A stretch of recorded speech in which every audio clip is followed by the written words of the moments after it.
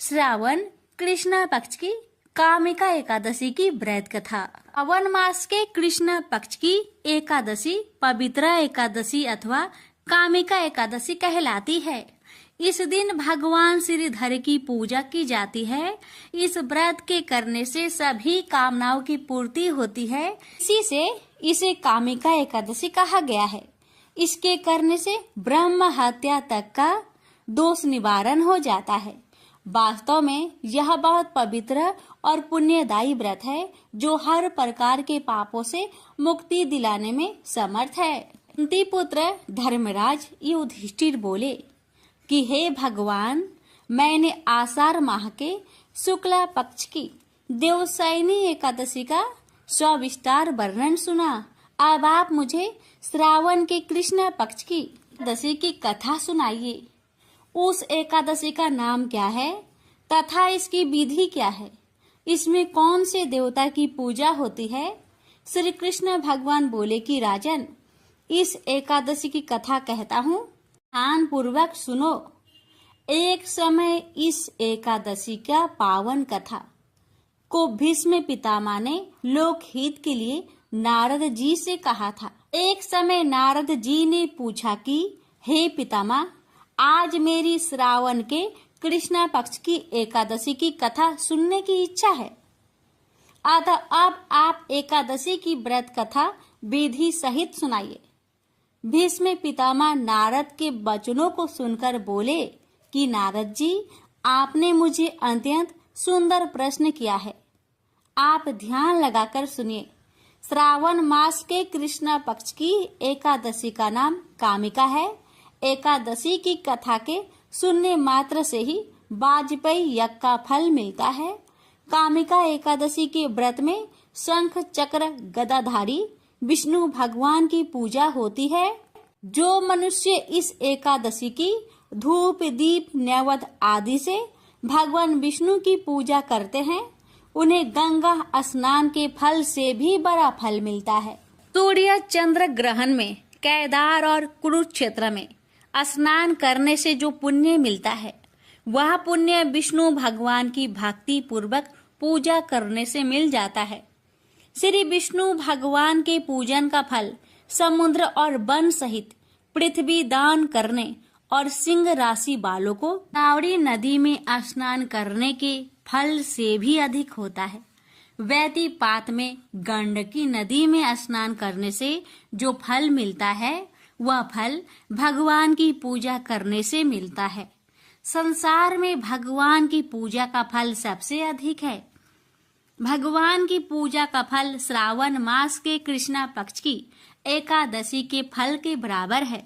अतः भक्ति पूर्वक भगवान की पूजा ना बन सके तो श्रावण मास के कृष्ण पक्ष की कामिका एकादशी का व्रत अवश्य करना चाहिए। आभूषणों से युक्त बछड़ा सहित गौदान करने से जो फल मिलता है, वह फल कामिका एकादशी के व्रत से मिल जाता है। जो उत्तम द्विज श्रावण मास के कृष्ण पक्ष की कामिका एकादशी का व्रत करते हैं तथा श्री विष्णु भगवान की पूजा करते हैं, उससे समस्त देव, नाग, किन्नर, पितृ आदि की पूजा हो जाती है। इसलिए पापी से डरने वाले व्यक्तियों को विधि विधान सहित इस व्रत को करना चाहिए। संसार सागर तथा पापों में फंसे हुए मनुष्य को इनसे छूटने के लिए कामिका एकादशी का व्रत करना चाहिए। कामिका एकादशी के व्रत से समस्त पाप नष्ट हो जाते हैं। संसार में इससे अधिक पापों को नष्ट करने वाला कोई और उपाय नहीं है। हे नारद जी, स्वयं भगवान ने अपने मुख से कहा है कि मनुष्य को अध्यात्म विद्या से जो फल मिलता है, उससे अधिक फल कामिका एकादशी का व्रत करने से मिल जाता है। इस व्रत के करने से मनुष्य अंतिम समय में अनेक दुखों से युक्त अमराज तथा नरक के दर्शन नहीं करता। कामिका एकादशी के व्रत तथा रात्रि के जागरण से मनुष्य को कुयोनि नहीं मिलती और अंत में स्वर्ग को जाता है। जो मनुष्य श्रावण मास के कृष्ण पक्ष की कामिका एकादशी को तुलसी से भक्ति पूर्वक श्री विष्णु भगवान की पूजा करते हैं, वे इस संसार सागर में रहते हुए भी इस प्रकार अलग रहते हैं जिस प्रकार कमल पुष्प जल में रहता हुआ भी जल से अलग रहता है। भगवान की तुलसी दल से पूजा करने का फल 1 भार स्वर्ण और 4 भार चांदी के दान के फल के बराबर है। विष्णु भगवान रत्न मोती मणि आदि आभूषणों की अपेक्षा तुलसी दल से अधिक प्रसन्न होते हैं। जो मनुष्य भगवान की तुलसी दल से पूजा करते हैं उनके समस्त पाप नष्ट हो जाते हैं। हे नारद जी, मैं भगवान की अत्यंत प्रिय श्री तुलसी जी को नमस्कार करता हूँ। तुलसी जी के दर्शन मात्र से मनुष्य के समस्त पाप नष्ट हो जाते हैं और शरीर के स्पर्श मात्र से मनुष्य पवित्र हो जाता है। तुलसी जी को जल से स्नान कराने से मनुष्य की समस्त यातनाएं नष्ट हो जाती है। जो मनुष्य तुलसी जी को भक्ति पूर्वक भगवान के चरण कमलों में अर्पित करता है उसे मुक्ति मिलती है। जो मनुष्य इस कामिका एकादशी की रात्रि जागरण करते हैं और दीप दान करते हैं उनके पुण्य को लिखने में चित्रगुप्त भी असमर्थ है। तो मनुष्य एकादशी के दिन भगवान के सामने दीप जलाते हैं, उनके पितृ स्वर्ग लोक में सुधा का पान करते हैं। जो मनुष्य भगवान के सामने घी या तेल का दीपक जलाते हैं उनको सूर्य लोक में भी सहस्त्रों दीपकों का प्रकाश मिलता है। प्रत्येक मनुष्य को इस एकादशी का व्रत अवश्य करना चाहिए। व्रत के करने से ब्रह्म हत्या ब्राह्मण हत्या आदि के समस्त पाप नष्ट हो जाते हैं और इस लोक में सुख भोग कर अंत में विष्णु लोक को जाते हैं। इस कामिका एकादशी के महात्म्य के श्रवण व पठन से मनुष्य स्वर्ग लोक को जाते हैं। प्रेम से बोलिए लक्ष्मी नारायण भगवान जी की जय हो। भगवान आपकी कथा कहने वाले, सुनने वाले, कार भरने वाले सभी पर अपनी कृपा सदा सर्वदा बनाए रखना। प्रेम से बोलिए लक्ष्मी नारायण भगवान जी की जय। प्राचीन काल में रुकमांद नामक एक राजा थे। भगवान विष्णु की आराधना ही उनका जीवन था। वे चराचर जगत में अपने आराध्य भगवान के दर्शन करते तथा पद्मनाभ भगवान की सेवा की भावना से ही अपने राज्य का संचालन करते थे। वे सभी प्राणियों के प्रति क्षमा भाव रखते थे। राजा रुकमांद ने अपने जीवन में अपनी समस्त प्रजा एवं परिवार सहित एकादशी व्रत के अनुष्ठान का नियम धारण कर रखा था। एकादशी के दिन राज्य की ओर से घोषणा होती थी कि आज एकादशी के दिन 8 वर्ष से अधिक और 25 वर्ष से कम आयु वाला जो भी मनुष्य अन्न खाएगा वह राजा की ओर से दंडनीय होगा। एकादशी के दिन सभी लोग गंगा स्नान एवं दान पुण्य करते थे। राजा के धर्म की ध्वजा सर्वत्र फहराने लगी। धर्म के प्रभाव से प्रजा सर्वथा सुखी एवं समृद्ध थी। राजा रुकमांद का गृहस्थ जीवन पूर्ण रूप से सुखमयी था। वे पीतांबरधारी भगवान श्री हरि की आराधना करते हुए मनुष्य लोक के उत्तम भोग भोग रहे थे। उनकी पतिव्रता पत्नी संध्यावली साक्षात भगवती लक्ष्मी का दूसरा रूप थी। वह सभी दृष्टि से पति का सुख संपादन करने में आदित्य थी। पति का सुख ही रानी संध्यावली का जीवन था। पति की सेवा वह अपने हाथों से करती थी।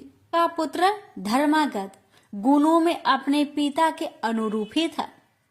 उसकी भी बुद्धि भगवान श्री हरि की चरणों में लग गई थी। वह अपने माता पिता का आज्ञाकारी था। उसमें राज्य संचालन की पूर्व योग्यता थी तथा मदिरा एवं जुआ आदि कोई दुर्व्यसन न थी। वह भी प्रजा पालक एवं प्रजा की रक्षा में सदा तत्पर रहता था। राजा रुकमांद ने अपने पुत्र धर्मागध के गुणों से प्रसन्न हो राज्य संचार का भार उसके कंधों पर देना आरंभ कर दिया। श्री विष्णु जी की आराधना एवं एकादशी व्रत के प्रभाव से राजा से समस्त प्रजा सुखी थी। मृत्यु के पश्चात सभी बैकुंठ धाम में जाने लगे। नरक के द्वार तक कोई नहीं जाता था। संपूर्ण नरक सूना हो गया। सूर्यपुत्र यमराज एवं चित्रगुप्त के लिए कोई कार्य रहा ही नहीं। जब सभी प्रजाजन बैकुंठ जाने लगे तब यमराज किन्हें दंड दे और चित्रगुप्त किनके कार्य का हिसाब रखे। अंत में ब्रह्मा जी की सभा में पहुंचे। उन्होंने ब्रह्मा जी से राजा रुकमांद के प्रभाव का वर्णन करते हुए कहा, पितामह, भगवान विष्णु की आराधना एवं एकादशी व्रत के प्रभाव से समस्त प्राणी बैकुंठ धाम को प्राप्त हो रहे हैं। नरक में कोई प्राणी नहीं आ रहा है। लंबे समय से हम लोग व्यर्थ बैठे हैं। यह सुनकर ब्रह्मा जी को अत्यंत प्रसन्नता हुई।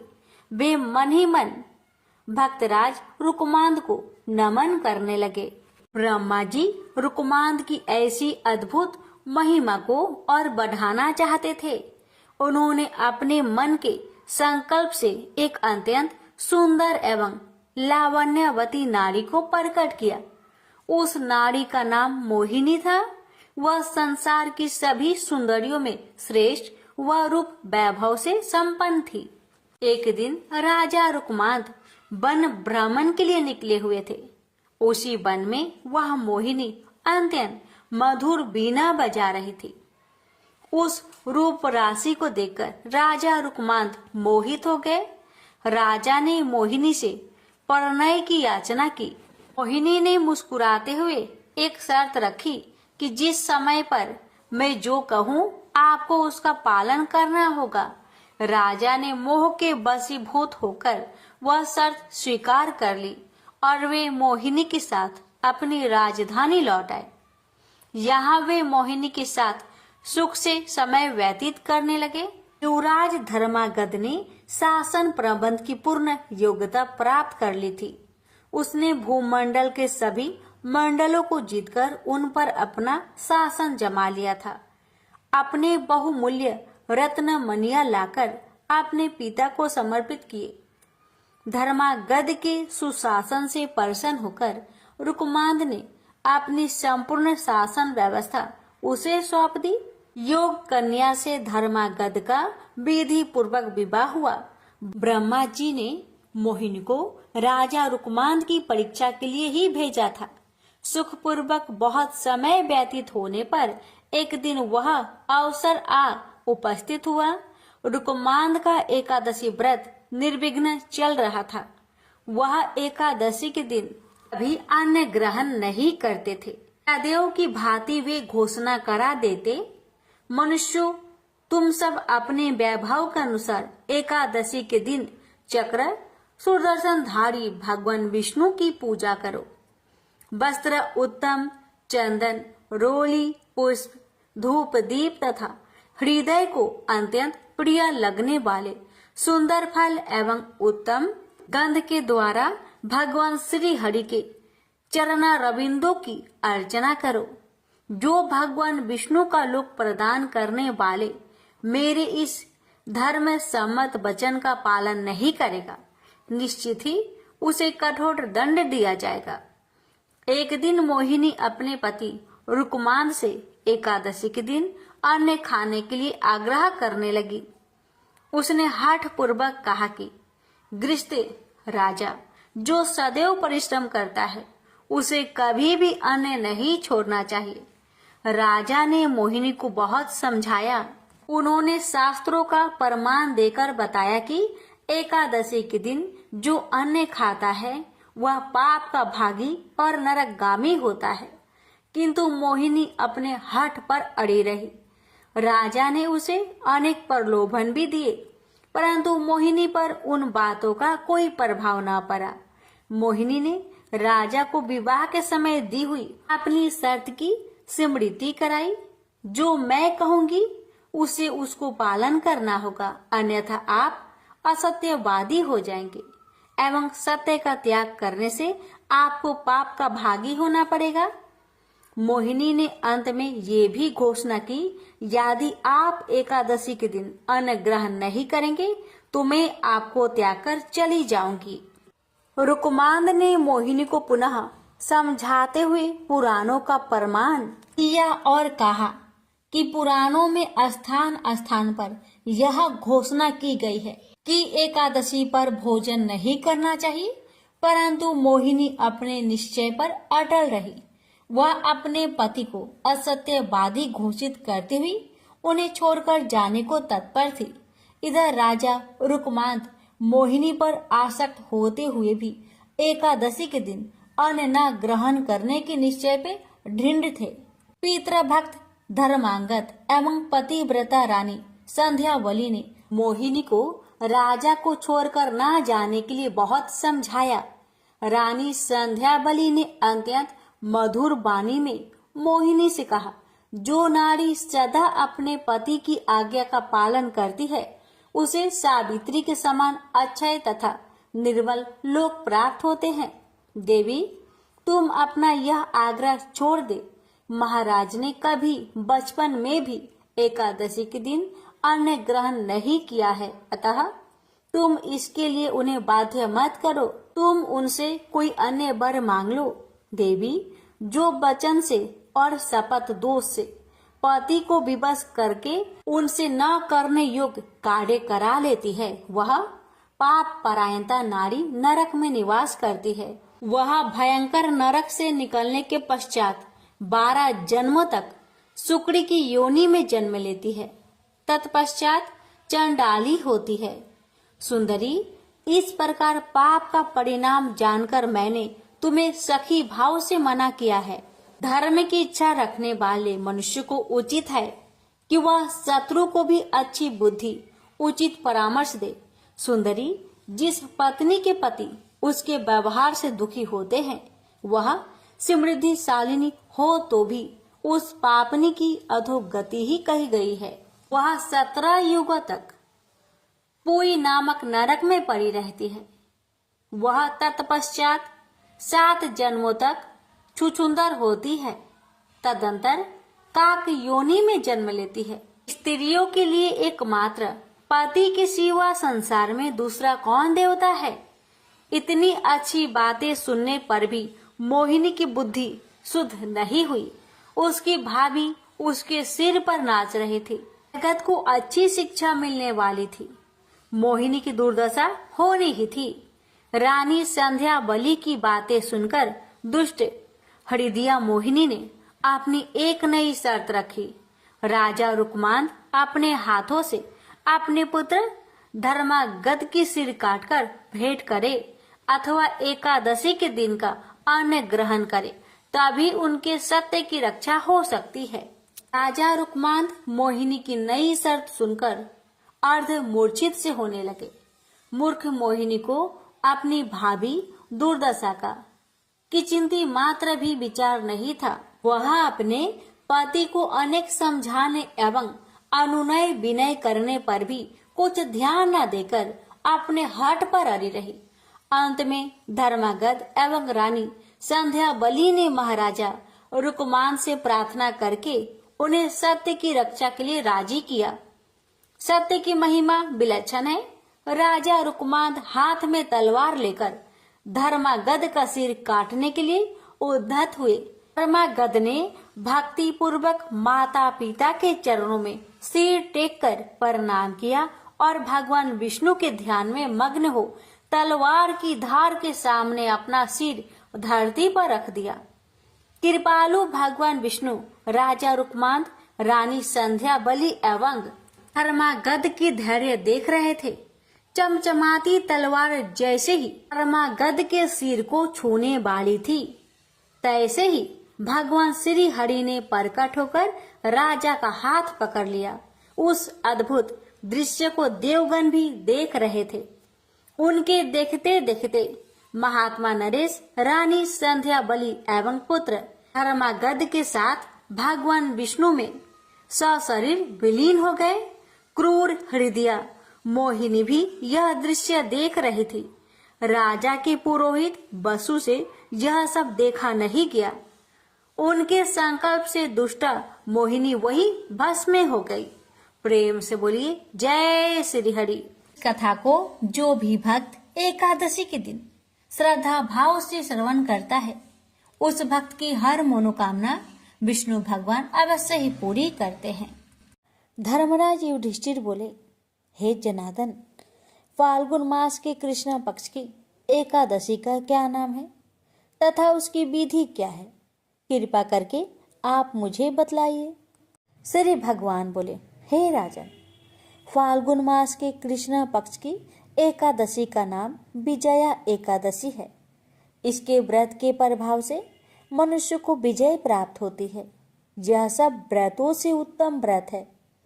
इस विजया एकादशी के महात्म्य के श्रवण व पठन से समस्त पाप नाश को प्राप्त हो जाता है। एक समय देवऋषि नारद जी ने जगत पिता ब्रह्मा जी से कहा, महाराज, आप मुझसे फाल्गुन मास के कृष्ण पक्ष की एकादशी का विधान कहिए। ब्रह्मा जी कहने लगे कि हे नारद, विजया एकादशी का व्रत पुराने तथा नए पापों को नाश करने वाला है। इस विजया एकादशी की विधि मैंने आज तक किसी से भी नहीं कही। यह समस्त मनुष्यों को विजय प्रदान करती है। त्रेता युग में मर्यादा पुरुषोत्तम श्री रामचंद्र जी को जब 14 वर्ष का वनवास हो गया, तब वे श्री लक्ष्मण तथा सीता जी सहित पंचवटी में निवास करने लगे। वहां पर दुष्ट रावण ने जब सीता जी का हरण किया, तब इस समाचार से श्री रामचंद्र जी तथा लक्ष्मण अत्यंत व्याकुल हुए और सीता जी की खोज में चल दिए। घूमते घूमते जब वे मरणासन जटायु के पास पहुंचे, तो जटायु उन्हें सीता जी का वृत्तांत सुनाकर स्वर्ग लोक चला गया। कुछ आगे जाकर उनकी सुग्रीव सी मित्रता हुई और बाली का वध किया। हनुमान जी ने लंका में जाकर सीता जी का पता लगाया और उनसे श्री रामचंद्र जी और सुग्रीव की मित्रता का वर्णन किया। वहां से लौटकर हनुमान जी ने भगवान राम के पास आकर सब समाचार कहे। श्री रामचंद्र जी ने वानर सेना सहित सुग्रीव की सम्मति से लंका को प्रस्थान किया। जब श्री रामचंद्र जी समुद्र से किनारे पहुंचे, तब उन्होंने मगरमच्छ आदि से युक्त उस अगाध समुद्र को देखकर लक्ष्मण जी से कहा कि इस समुद्र को हम किस प्रकार से पार करेंगे। श्री लक्ष्मण ने कहा, हे पुराण पुरुषोत्तम, आप आदि पुरुष है, सब कुछ जानते हैं। यहाँ से आधा योजन दूर पर कुमारी द्वीप में बगदालभ्य नाम के मुनि रहते हैं। उन्होंने अनेक ब्रह्मा देखे हैं।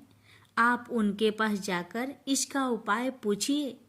लक्ष्मण जी के इस प्रकार के वचन सुनकर श्री रामचंद्र जी बगदालभ्य ऋषि के पास गए और उनको प्रणाम करके बैठ गए। मुनि ने भी उनको मनुष्य रूप धारण किए हुए पुराण पुरुषोत्तम समझकर उनसे पूछा कि हे राम, आपका आना कैसे हुआ? रामचंद्र जी कहने लगे कि हे ऋषि, मैं अपनी सेना सहित यहाँ आया हूँ और राक्षसों को जीतने के लिए लंका जा रहा हूँ। आप कृपा करके समुद्र पार करने का कोई उपाय बतलाइए। मैं इसी कारण आपके पास आया हूँ। बगदालभ्य ऋषि बोले कि हे राम, फाल्गुन मास के कृष्ण पक्ष की एकादशी का उत्तम व्रत करने से निश्चय ही आपकी विजय होगी, साथ ही आप समुद्र भी अवश्य पार कर लेंगे। इस व्रत की विधि यह है कि दशमी के दिन स्वर्ण, चांदी, तांबा या मिट्टी का एक घड़ा बनाए। उस घड़े को जल से भरकर तथा 5 पल्लव रख वेदिका पर स्थापित करें। उस घड़े के नीचे सतनजा और ऊपर जौ रखे। उस पर श्री नारायण भगवान की स्वर्ण की मूर्ति स्थापित करे। एकादशी के दिन स्नान आदि से निवृत्त होकर धूप दीप नैवेद्य नारियल आदि से भगवान की पूजा करे। तत्पश्चात घरे के सामने बैठकर दिन व्यतीत करे और रात्रि को भी उसी प्रकार बैठे रहकर जागरण करे। द्वादशी के दिन नित्य नियम से निवृत्त होकर उस घड़े को ब्राह्मण को दे दे। हे राम, यदि तुम भी इस व्रत को सेनापतियों सहित करोगे तो तुम्हारी विजय अवश्य होगी। श्री रामचंद्र जी ने ऋषि की कथा अनुसार इस व्रत को किया और इसके प्रभाव से दैत्यों पर विजय पाई। अतः हे राजन, जो कोई मनुष्य विधि पूर्वक इस व्रत को करेगा दोनों लोकों में उसकी अवश्य विजय होगी। श्री ब्रह्मा जी ने नारद जी से कहा था कि हे पुत्र, जो कोई इस व्रत के महात्म्य को पढ़ता या सुनता है उसको वाजपेयी यज्ञ का फल प्राप्त होता है। प्रेम से बोलिए लक्ष्मीपति विष्णु भगवान जी की जय। सियावर रामचंद्र की जय। एक बार की बात है, देवी सत्यभामा भगवान श्री कृष्ण के पास आती है और उनसे पूछती है, हे भगवान, हे स्वामी, आप नित्य तुलसी को जल देते हैं और देवी रुक्मणी नित्य तुलसी जी के पास दीपक जलाती है। इसके पीछे क्या रहस्य है? मुझे नहीं पता प्रभु, कृपया करके आप तुलसी को जल देने की और तुलसी के पास दीपक जलाने की महत्व सुनाइए। भगवान श्री कृष्ण कहते हैं, हे देवी सत्यभामा, तुमने अत्यंत महत्वपूर्ण प्रश्न किया है। देवी तुलसी लक्ष्मी का ही अवतार है। देवी तुलसी भगवान विष्णु को अत्यंत प्रिय है, इसलिए यह मुझे भी सबसे अधिक प्रिय है। मासों में कार्तिक और वनस्पतियों में मुझे तुलसी बहुत प्रिय है। जो भी मनुष्य तुलसी को जल देता है उस पर मेरी कृपा सदैव बनी रहती है। जो भी मुझे तुलसी पत्र डालकर भोग चढ़ाता है मैं उसे प्रेम से स्वीकार करता हूँ। तुलसी पत्र के बिना मैं किसी भी प्रकार का भोग स्वीकार नहीं करता। हे देवी, आज मैं तुम्हें तुलसी को जल देने और तुलसी के पास दीपक जलाने का महत्व कथा सुनाता हूँ, इसलिए तुम इस कथा को बड़े ही ध्यान से सुनो। जो भी स्त्री इस कथा को ध्यान से पूरा सुनती है वह सदा सुहागन रहती है, उसके घर में सुख समृद्धि आती है और दरिद्रता का नाश होता है। देवी सत्यभामा कहती है, हे स्वामी, मैं इस कथा को बड़े ही ध्यान से पूरा सुनूंगी, कृपया आप मुझसे वह कथा कहिए। तब भगवान श्री कृष्ण देवी सत्यभामा को वह कथा सुनाने लगते हैं। भगवान श्री कृष्ण जी कहते हैं, हे देवी, मध्य देश में श्याम शर्मा नाम का एक वैश्य अपनी पत्नी के साथ रहता था। वैश्य के पास किसी चीज की कोई कमी नहीं थी। ईश्वर की कृपा से उसके पास सब प्रकार के सुख ऐश्वर्य थे, किंतु उस वैश्य की कोई संतान नहीं थी, जिस कारण वे सदैव दुखी रहता था।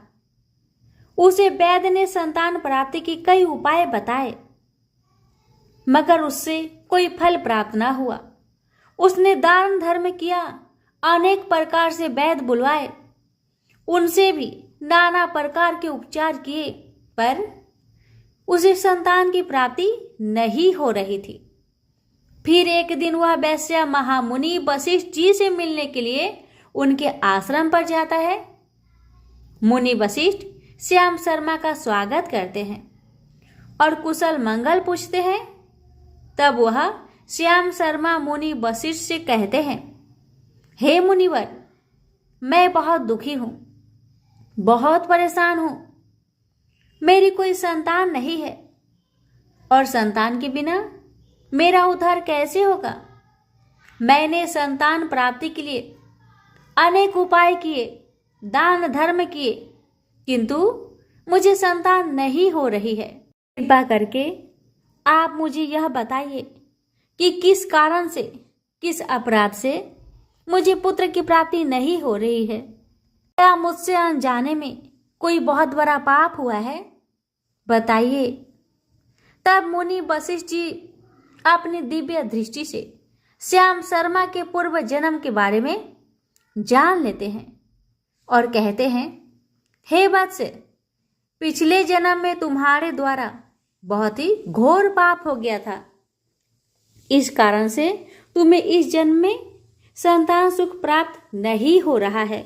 सुनकर श्याम शर्मा बड़ा दुखी हुआ, पर फिर भी श्याम शर्मा कहता है, हे मुनिवर, कृपया मुझे बताइए, पिछले जन्म में मुझसे ऐसा कौन सा पाप हुआ था और उस पाप से मुक्त होने के लिए भी मुझे कौन सा उपाय करना चाहिए? कृपा करके मुझे बताइए। वशिष्ठ जी कहते हैं, हे वत्स, पिछले जन्म में तुमने जो अपराध किया था उसके विषय में सुनो। पिछले जन्म में तुम एक अहंकारी वैश्य थे। तुम्हारा जन्म धनवान कुटुंब में हुआ था। तुमने पिछले जन्म में एक गाय को अत्यंत दुख दिया था। एक दिन एक गाय भूख और प्यास से व्याकुल होकर तुम्हारे द्वार पर आई थी, किंतु तुमने उस गाय को न रोटी खिलाई, न चारा खिलाया और न ही उसे जलपान कराया। तुमने बड़ी ही निर्दयता से उस गाय को अपमानित करके घर से निकाल दिया। उस गाय ने अभी अभी बछड़े को जन्म दिया था और भूख से व्याकुल होने के कारण वह गाय वहीं पर मूर्छित होकर गिर पड़ी और उस दिन वह अपने बछड़े को दूध नहीं पिला पाई। इसलिए इस गाय ने तुम्हें श्राप दे दिया था। इस गाय के श्राप के कारण तुम्हारी ऐसी दुर्दशा हो रही है। उस गाय के श्राप के कारण तुम्हें इस जन्म में संतान नहीं हो पा रही। वशिष्ठ जी की बात सुनकर उसे बड़ा दुख हुआ और वह स्वयं को कोसने लगा और कहने लगा, हाय, मैंने ये क्या कर दिया। एक बेचारी दुखी गौ माता की सेवा नहीं की। मैंने बहुत बड़ा गुनाह किया है और उसी का दंड मुझे भोगना पड़ रहा है। श्याम शर्मा वशिष्ठ जी से कहता है, हे मुनिवर, मुझसे बहुत बड़ा अपराध हुआ है। अब मैं इस पाप का प्रायश्चित कैसे करूं? क्या करूं? कृपया आप ही मुझे मार्गदर्शन दीजिए। मैंने जो पाप किया है उससे मुक्ति का कोई उपाय भी अवश्य होगा। मैं अपना सब कुछ देकर उस पाप का प्रायश्चित करूंगा। कृपया आप ही कोई उपाय बताएं। मुझे संतान प्राप्ति कैसे हो सकती है, बताएं, क्योंकि शास्त्र कहते हैं पुत्र के बिना मनुष्य का उद्धार नहीं हो सकता। तब मुनि वशिष्ठ कहते हैं, हे वत्स, इस पाप का एक ही उपाय है। तुम पुत्र प्राप्ति के लिए पुत्रेष्ठ यज्ञ करो। इसी यज्ञ के फलस्वरूप तुम्हें संतान की प्राप्ति होगी। इस यज्ञ को संपन्न करके तुम ब्राह्मण को भोजन कराओ, वस्त्र और गाय का दान करो, तभी तुम्हें इस पाप से मुक्ति मिलेगी। तब श्याम शर्मा वशिष्ठ जी को धन्यवाद देते हुए कहते हैं, हे मुनिवर, आपका कोटि कोटि धन्यवाद। मैं आपके कहे अनुसार अवश्य ही पुत्रेष्ठ यज्ञ करूंगा और ब्राह्मणों को गायों का दान करूंगा। इतना कहकर श्याम शर्मा जल्दी से अपने घर को लौट आता है और अपनी पत्नी को सारी बात सुनाता है। फिर वो दोनों ही पुत्रेष्ठ यज्ञ की तैयारी करते हैं। अनेक ऋषि मुनियों को निमंत्रण देकर वह श्याम शर्मा पुत्रेष्ठ यज्ञ संपन्न करता है और उन ऋषि मुनियों तथा ब्राह्मणों को गाय दान करता है। यज्ञ के संपन्न होने के पश्चात यज्ञ की आग से अग्निदेव प्रकट होते हैं और उस श्याम शर्मा से कहते हैं, हे श्याम शर्मा, आज तुम्हारा यज्ञ सफल हुआ है। तुमने पुत्र प्राप्ति के लिए यह यज्ञ किया था, इसलिए तुम्हें मेरी कृपा से एक पुत्र की प्राप्ति होगी, किंतु तुम्हारे पुत्र की आयु केवल 18 वर्ष की ही होगी और 18 वर्ष समाप्त होने के पश्चात तुम्हारा पुत्र की मृत्यु हो जाएगी। इतना कहकर अग्निदेव अंतर्ध्यान हो जाते हैं।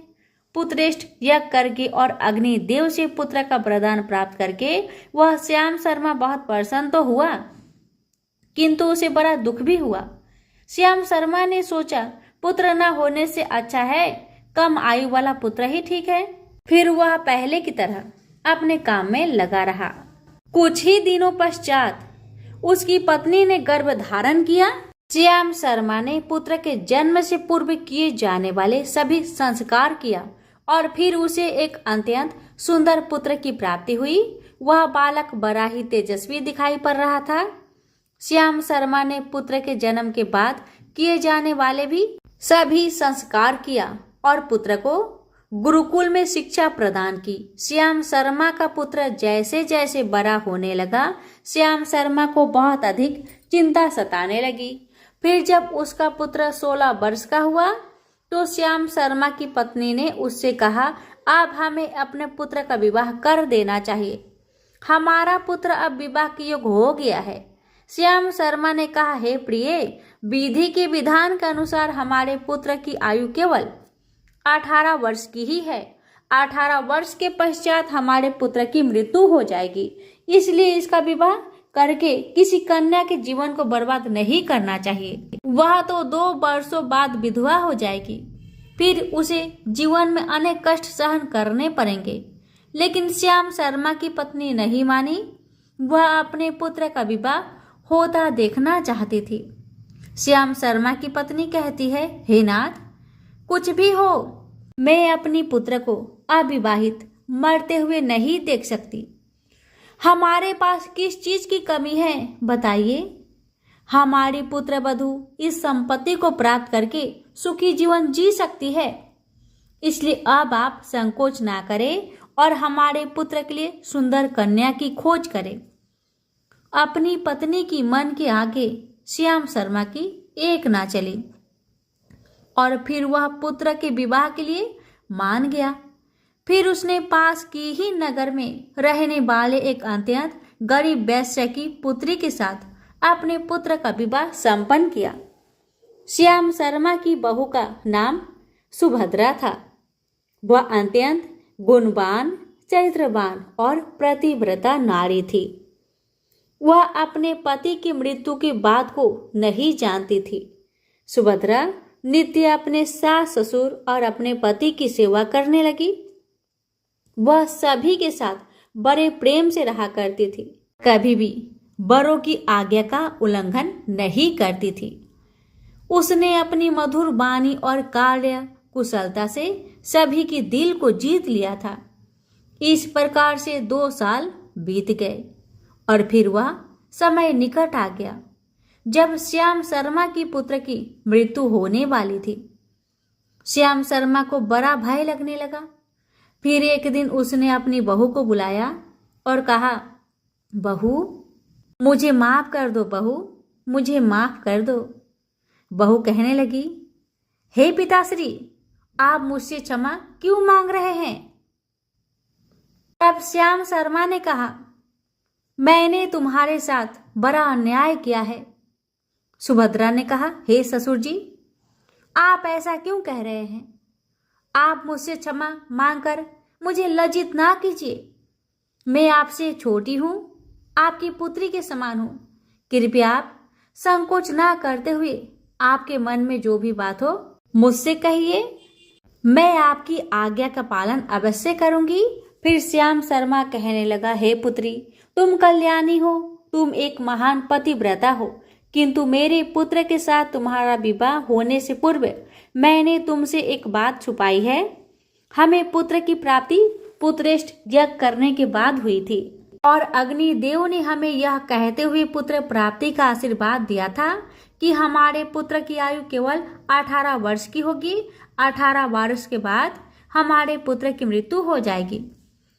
अपने ससुर की बात सुनकर सुभद्रा ने कहा, हे ससुर जी, बस इतनी सी बात, आप चिंता न कीजिए। मैं आपको वचन देती हूँ कि आपकी पुत्र वधू मैं कभी विधवा नहीं होगी।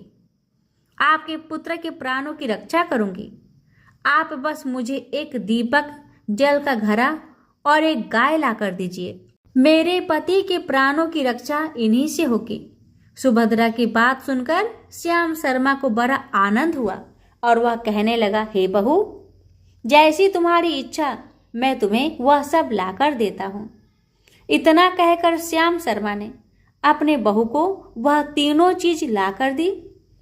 फिर जब वह दिन निकट आया जिस दिन सुभद्रा के पति की मृत्यु होने वाली थी, उस दिन सुभद्रा ने सुबह उठते ही तुलसी जी को जल चढ़ाया और तुलसी जी को प्रणाम करते हुए पौधे पर एक चुनरी बांध दी और तुलसी माता से प्रार्थना करने लगी, हे माँ, मैं आपको चुनरी चढ़ा रही हूँ, कृपया अब आप ही मेरे सुहाग की रक्षा कीजिए।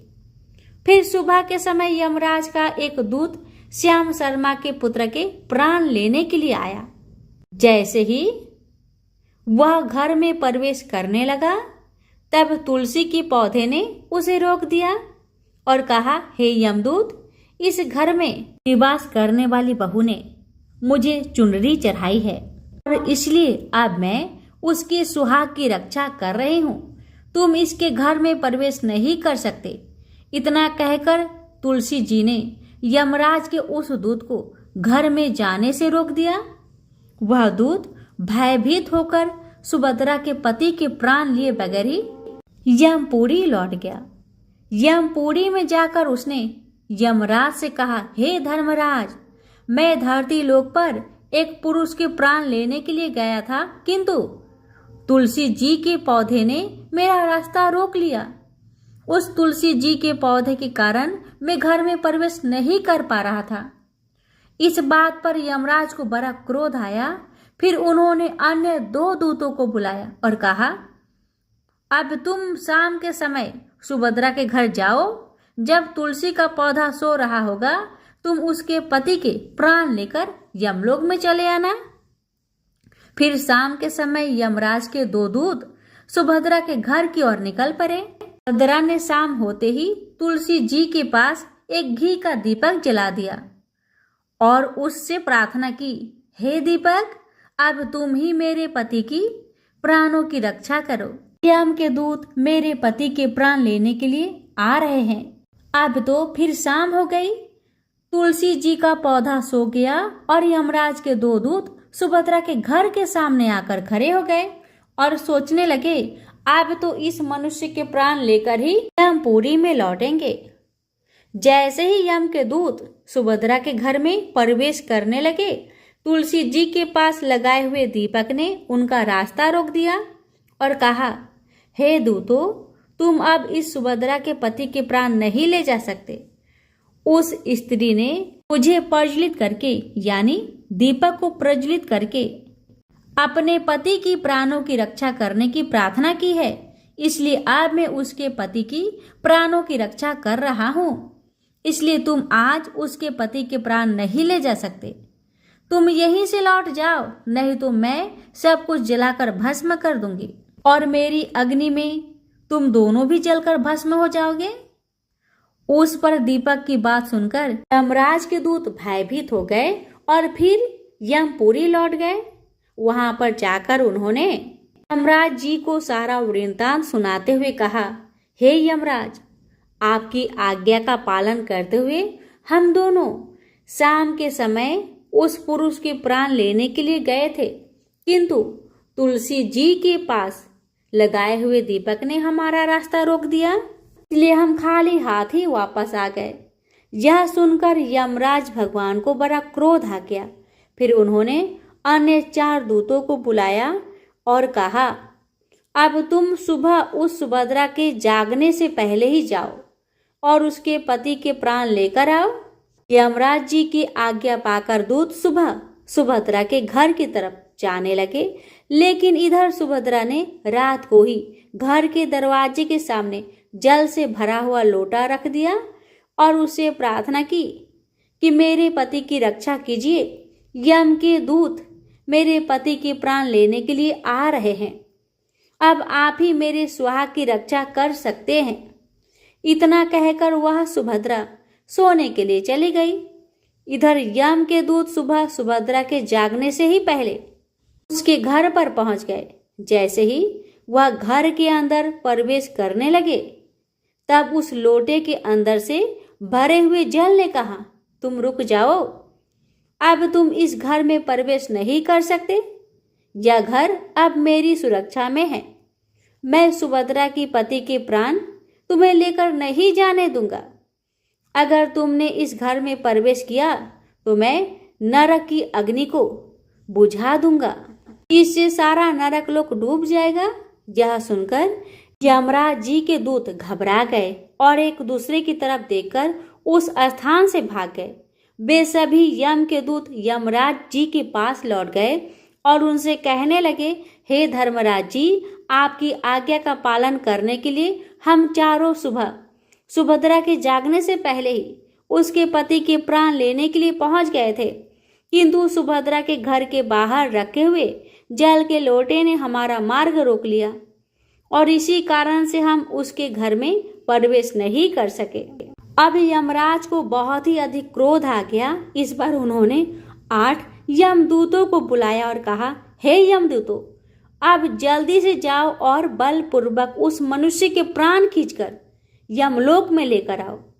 अंत दिया था और गौ माता से विनती की, हे गौ माता, आज यमदूत मेरे पति के प्राण लेने के लिए आ रहे हैं। अब आप ही मेरी सुहाग की रक्षा कीजिए। आप ही कर सकते हैं। हे गौ माता, मैं आपकी शरण में आई हूँ, कृपया मुझे विधवा होने से बचा लीजिए। उस गाय ने कहा, हे पुत्री, तुम चिंता मत करो, तुम्हारे पति की प्राणों की रक्षा स्वयं मैं करूंगी। मेरे होते हुए यम के दूत तुम्हारे घर में प्रवेश नहीं कर पाएंगे, इसलिए तुम चिंता से मुक्त होकर अपने पति की सेवा करो। फिर जैसे ही वे यमदूत घर के अंदर प्रवेश करने के लिए आगे बढ़ते हैं, तब वह गाय उन्हें रोक देती है और कहती है, इस घर में तुम लोग प्रवेश नहीं कर सकते, इस घर की रक्षा मैं कर रही हूँ। मेरे रहते कोई भी इस घर के अंदर प्रवेश नहीं कर सकता। यदि तुमने घर के अंदर प्रवेश करने का कोशिश किया तो मैं तुम सभी को श्राप दे दूंगी। अगर तुम्हें इस घर के अंदर प्रवेश करना है तो पहले मेरे प्राण लेने पड़ेंगे और तुम सभी को गौ हत्या का पाप लगेगा, जिसका कोई प्रायश्चित नहीं है। वहां पर उपस्थित सभी यमदूत गाय माता की श्राप देने वाली बात को सुनकर भयभीत हो गए। वे जानते थे कि गाय के द्वारा दिए गए श्राप से कोई मुक्त नहीं कर सकता और गौ हत्या तो संसार का सबसे बड़ा अपराध है, महापाप है, जिसका कोई भी प्रायश्चित नहीं है। इसलिए वे सभी वहां से खाली हाथ लौटकर यमराज जी के पास चले गए। यमपुरी में जाकर उन यमदूतों ने यमराज को सारा वृत्तांत सुनाते हुए कहा, हे धर्मराज जी, उस सुभद्रा के पति की प्राणों की रक्षा एक गाय माता कर रही है। उस गाय ने हमें श्राप देने की बात कही है, इसलिए हम सभी डरकर आपके पास लौट आए हैं। हम में गाय का सामना करने की शक्ति नहीं है। उन यमदूतों की बात सुनकर यमराज आग बबूला हो गए और स्वयं भैंस पर सवार होकर स्वयं पृथ्वी लोक की ओर निकल पड़े। अब आके होता है ये, यमराज जी अपने भैंस पर सवार होकर उस सुभद्रा के घर के पास चले आते हैं। यमराज को अपने घर के सामने खड़ा हुआ देखकर सुभद्रा भयभीत हो गई और जल्दी से आकर यमराज जी के चरण स्पर्श करके उन्हें नमस्कार करती है और उनकी स्तुति करने लगी। हे यमराज, आप तो तीनों लोकों के प्राणियों पर कृपा करने वाले महान देवता है। इस संसार के समस्त प्राणियों के पाप और पुण्य का लेखा जोखा आप अपने पास रखते हैं। हे न्याय के देवता धर्मराज जी, मैं सत्य धर्म का पालन करने वाली पतिव्रता स्त्री हूँ। मैं आपको बारंबार नमस्कार करती हूँ, कृपया मुझे आशीर्वाद दीजिए। सुभद्रा के द्वारा की गई स्तुति से यमराज बहुत प्रसन्न हो जाते हैं और उसे अनजाने में ही सदा सुहागन रहो ऐसा कहकर आशीर्वाद देते हैं। फिर जब यमराज सुभद्रा के पति के प्राण ले जाने के लिए आगे बढ़ते हैं तो सुभद्रा कहती है, हे धर्मराज, आपने अभी मुझे सदा सुहागन रहने का आशीर्वाद दिया है और अब आप मेरे पति के प्राण ले जा रहे हैं। इससे तो आपका आशीर्वाद झूठा साबित हो जाएगा, यह सुनकर धर्मराज जी रुक जाते हैं और सुभद्रा की ओर देखकर मुस्कुराने लगते हैं। सुभद्रा के निर्मल हृदय और अपने पति के प्रति समर्पण भाव को देखकर यमराज अत्यंत प्रसन्न होते हैं। सुभद्रा की ओर देखकर यमराज कहते हैं, पुत्री, आज तुमने साक्षात मृत्यु को ही पराजित किया है। मैं तुम्हारे पतिव्रत धर्म से अत्यंत प्रसन्न हूँ। अब मैं तुम्हारे पति के प्राण छोड़ देता हूँ।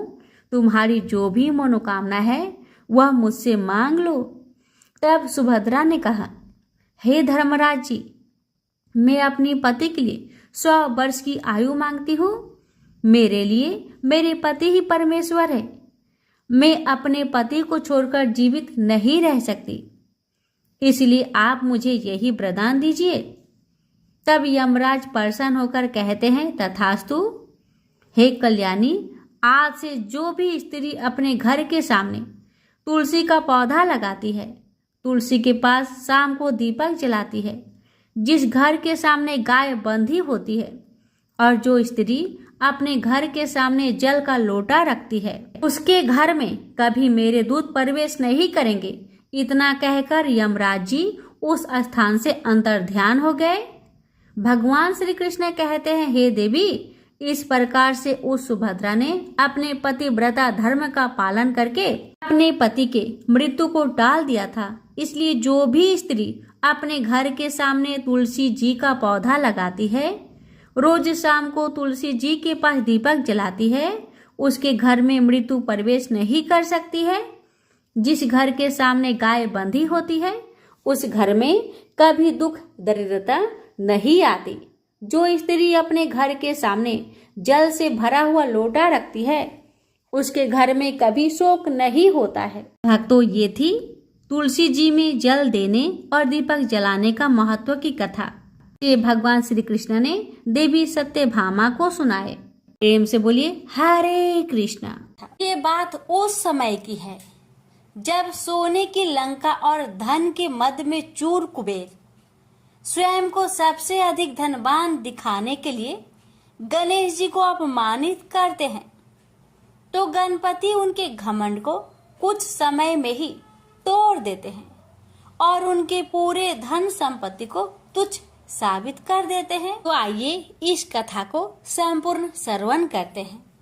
ब्रह्मा जी के आशीर्वाद से गंधर्व कुबेर के पास सबसे अधिक धन और स्वर्ण था। इसके प्रदर्शन के लिए उन्होंने सोने की लंका बनवाई, जिसके बाद में उनके सौतेले भाई रावण ने हड़प लिया था। सोने की लंका बनवाने के बाद कुबेर अपने धन का प्रदर्शन करना चाहते थे। इसके लिए उन्होंने शिव जी को लंका में आमंत्रित करने का सोचा। वे कैलाश पहुंच गए, लेकिन महादेव शिव शंकर तो ध्यान में लीन थे। थोड़े देर बाद उनकी आंखें खुली तो वे कुबेर को देखकर उनकी मन की बात जान गए। कुबेर ने महादेव को प्रणाम किया और सोने की लंका में भोजन के लिए आमंत्रित किया। भगवान शिव ने कहा कि वे तो नहीं जा पाएंगे, लेकिन उनके छोटे पुत्र गणेश जी जरूर जाएंगे। कुबेर ने तय तिथि पर विभिन्न प्रकार के भोजन बनवाए। उधर गणेश जी भी मूषक पर सवार होकर लंका पहुंच गए। कुबेर को लगा कि सोने की लंका और धन संपदा देखकर गणेश जी बहुत प्रभावित होंगे और कैलाश पर इसका चर्चा करेंगे। कुबेर ने गणेश जी का सत्कार किया, फिर लंका भ्रमण का प्रस्ताव रखा। तो गणेश जी ने कहा कि वे तो यहाँ भोजन के निमंत्रण पर आए हैं, न कि लंका भ्रमण के लिए। उन्होंने कुबेर से कहा कि आप भोजन का प्रबंध करें। कुबेर ने तुरंत भोजन लगवाया और गणेश जी आसन पर विराजमान हो गए। गणेश जी को भोजन अति प्रिय है। वे जब तक माता पार्वती के हाथों एक निवाला नहीं खाते, तब तक उनका पेट नहीं भरता। कुबेर ने गणेश जी के समक्ष 56 प्रकार के व्यंजन परोसे। गणेश जी पल भर में सारा भोजन चट कर गए। कुबेर ने अपनी सभी रसोइयों को खाना बनाने और खिलाने पर लगा दिया। एक और खाना आता और पल भर में गणेश जी सारा खाना खा जाते। देखते ही देखते थोड़े समय में गणेश जी कुबेर के महल का सारा भोजन और अन्न खा गए। कुछ कथाओं में तो ये भी बताया गया है कि गणेश जी इतने भूखे थे कि वे कुबेर के स्वर्ण भंडार को भी खा गए। अंत में कुबेर हाथ जोड़कर गणपति के सामने खड़े हो गए और बोले कि अब उनके पास खिलाने के लिए कुछ भी शेष नहीं है। इस पर गणेश जी ने कहा कि इतना धन किस काम का, अब आप उनको भोजन ही ना करा सके। इस बात को सुनकर कुबेर बहुत लज्जित हो गए। यह सारा दृश्य देखकर त्रिदेव मुस्कुराने लगे और गणेश जी कैलाश लौट आए। इस तरह से गणेश जी ने कुबेर के घमंड को चूर कर दिया। तो प्रेम से बोलिए गणेश महाराज की जय हो। अब सुनिए हर व्रत कथा के साथ सुनी जाने वाली लोभिया जी की कहानी। एक लोभिया था, कठोर तपस्या करता था। एक पांव पर खड़ा होकर कठिन तप करता था। उसने भगवान को प्रसन्न करने के लिए कठोर तप किया। उसके शरीर पर चिड़िया ने घोंसला भी बना लिया। तपस्या करते 12 वर्ष हो गए। भगवान ने सोचा इसको इतना समय हो गया, अब इसकी परीक्षा लेनी चाहिए। भगवान जानते थे यह बहुत लोभी है, इसलिए भगवान ने एक सोने की मुड्डी उसके पांव के पास फेंक दी। तब लोभिया की नजर उस मुड्डी पर पड़ी तो उसने मुड्डी पांव के नीचे दबा ली। भगवान की माया से भला लौ बचा है। भगवान धरती पर आए और लोभिया से बोले, लोभिया तेरी तपस्या में हीन है, तुझे इस तपस्या का फल नहीं मिलेगा। तब लोभिया ने अपनी गलती मानी और भगवान के चरण पकड़ लिए और पूछा, हे भगवान इस तपस्या का हीन कैसे जाएगा। तब भगवान जी को उस पर दया आ गई और उन्होंने कहा, यदि रोटी बनाकर आखिरी रोटी कुत्ते की नहीं बनाई तो फल तुझे मिलेगा। जिमाकर दक्षिणा नहीं दी तो फल तुझे मिलेगा। सब कहानी कथा सुनकर तेरी कहानी नहीं सुनी तो फल तुझे मिलेगा। तभी से सभी व्रत की कहानी सुनने के बाद लोभिया जी की कहानी सुनी जाती है। प्रेम से बोलिए हरे कृष्णा।